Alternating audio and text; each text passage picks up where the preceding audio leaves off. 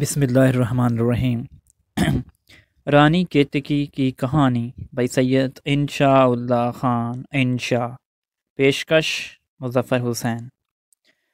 راجہ سورج بان کا بیٹا کنور اودھے بان کے ایک روز شکار کرنے کے لیے جنگل کی طرف نکلا اور ایک ہرنی کو دیکھ کر شام تک اس کا پیچھا کرتا ہوا ایک ایسے باغ میں جا پہنچا جہاں خوبرو دو شیزائیں جھولے کا لطف لے رہی تھیں۔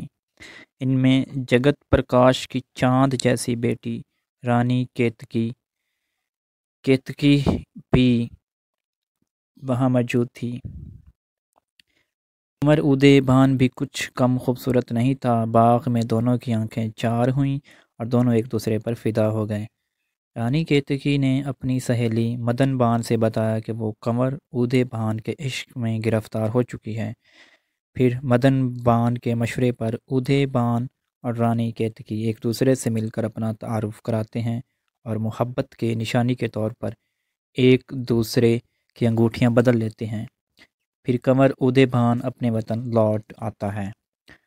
کنور اور رانی کیتکی پر ہجر کے لمحات مشکل سے گزرتے ہیں، ایک دوسرے کی یاد میں بے قرار و بے چین اور ہوش گم کیے رہتے ہیں۔ کنور اودھے بان کی حالت انشاء کے الفاظ میں کچھ اس طرح رہتی ہے: کنور جی کا انوپ روپ کیا کہوں، کچھ کہنے میں نہیں آتا، نہ کھاتا نہ پیتا، نہ کسی سے کچھ کہنا نہ سننا، جس دھیان میں تھے اسی میں گو تھے رہنا، اور گھڑی گھڑی کچھ سوچ سوچ کر سر دھننا۔ کنور اودھے بان کے والدین اس کی یہ حالت دیکھ کر پوچھتے ہیں کہ آخر ماجرا کیا ہے۔ تب وہ اس حادثہ محبت کے بارے میں بتاتا ہے جس کی وجہ سے اس کی یہ حالت ہوئی تھی۔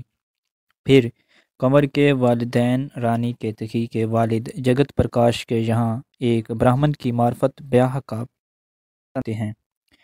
جگت پرکاش اسے اپنی رسوائی سمجھ کر شادی کے رشتے کو قبول کرنے سے انکار کر دیتا ہے اور براہمن کو قید کر دیتا ہے۔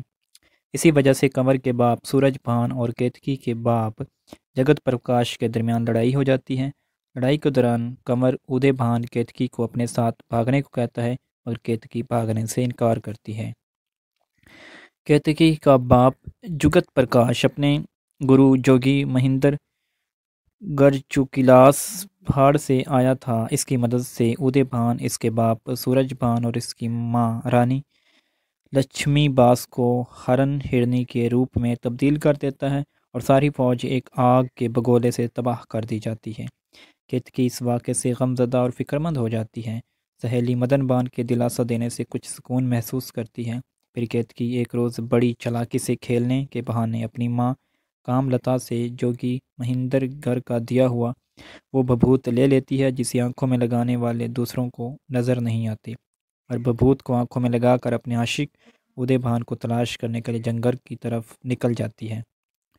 کیتکی کے اس طرح سے غائب ہو جانے سے اس کے والدین جگت پرکاش اور کام لتا پریشانی میں مبتلا ہو جاتے ہیں اور اس کی سہیلی مدن بان کو بھی بھبھوت آنکھوں میں لگا کر کیتکی کو تلاش کر کے واپس لانے کے لیے بھیجتے ہیں۔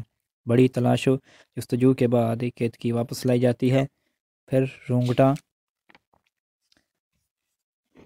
رونگٹا جلا کر جوگی مہندر گر کو بلایا جاتا ہے اور تمام واقعات سے باخبر کیا جاتا ہے۔ اس کے بعد کنور اودھے بان اور اس کے والدین کو ہرن ہرنی سے واپس انسانی شکل میں تبدیل کیا جاتا ہے۔ پھر کنور اودھے بان اور رانی کیتکی کا نہایت تزک و احتشام کے ساتھ بیاہ رچا دیا جاتا ہے۔ کرداروں کی پہچان: کنور اودھے بان ہیرو اور رانی کیتکی ہیروئن۔ مدن بان جو کہ رانی کیتکی کی ہمزار سہیلی ہے، وہ اس داستان کا باعمل، باہمت اور سب سے جاندار کردار ہے۔ سورج بان کنور اودھے بان کا باپ ہے۔